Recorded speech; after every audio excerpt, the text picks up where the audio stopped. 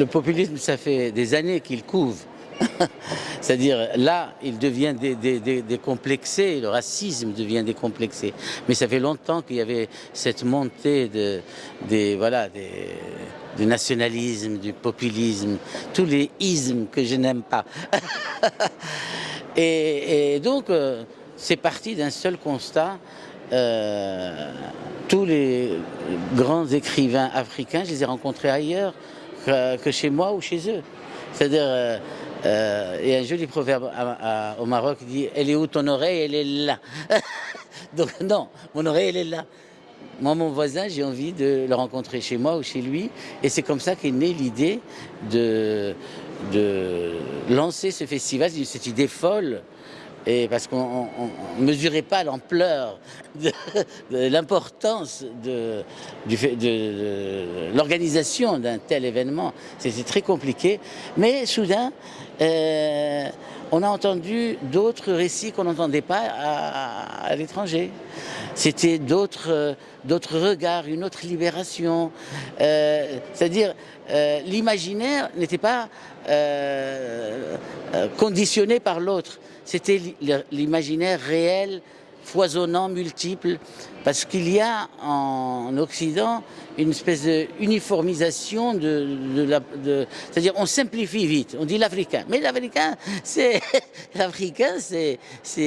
des peuples différents, c'est des richesses différentes, et voilà. Donc ici, les voix trouvent un écho intéressant. Déjà, il y a ceux qui reviennent, comme par exemple le Clésio, prix Nobel de littérature, c'est la deuxième fois qu'il revient, comme Alain Mabankou, le Congolais, comme Rodney Saint-Éloi, le Haïtien, comme Christiane Taubira, la Guyanaise, qui était garde des Sceaux. C'est-à-dire, on a des vrais poids lourds, et puis on a des nouveaux, comme Patrick Chamoiseau, qui est un monstre de littérature, et Yannick Lahens, qui vient de gagner le prix de l'Académie française. Non, on a des vrais poids lourds, et on a surtout des jeunes pousses, comme Hajar Hazel, comme Sundus Shraibi, comme certains. C'est-à-dire, on a une nouvelle génération d'écrivains et qui sont en train de faire du chemin, parce que les deux que je viens de citer, elles sont publiées chez Gallimard. Donc ça rigole pas, hein, c'est du sérieux.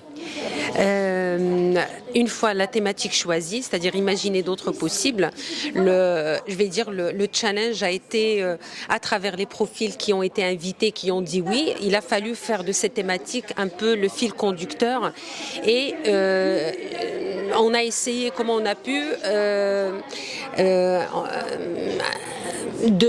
d'imaginer des tables et des axes de réflexion qui portent à la fois sur, comme je l'ai dit tout à l'heure, soit la réflexion, la pensée autour des grandes dynamiques de ce continent et du monde, mais aussi les tables qui portent sur l'esthétique. Il fallait avoir ces thématiques présentes dans toutes les tables et harmoniser tout cela. Je ne dis pas que ça a été facile, mais ça a été possible. C'est-à-dire,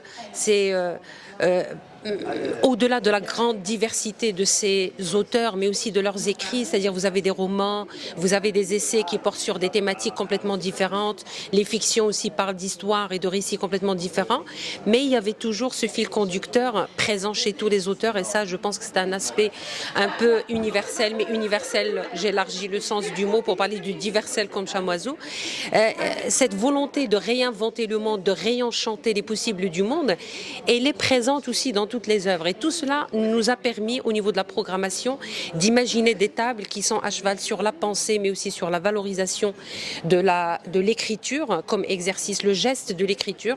On a réussi à mettre ces thématiques. Comment est-ce qu'on peut imaginer d'autres possibles au niveau de l'écriture, au niveau de l'usage qui est fait de la langue, du langage littéraire, mais aussi comment réellement imaginer sur le plan politique, sur le plan économique, sur le plan aussi de l'édition. Comment est-ce qu'on peut imaginer d'autres alternatives, comment sortir des récits dominants, comment améliorer ce qui dysfonctionne. Et je pense que ça a été un succès à voir les réactions du public. Hier, on a mis sur les réseaux sociaux, mais aussi sur le site, on a mis en ligne le programme du Flamme, et les retours ont été très très positifs, notamment par rapport au regard de la thématique de cette année.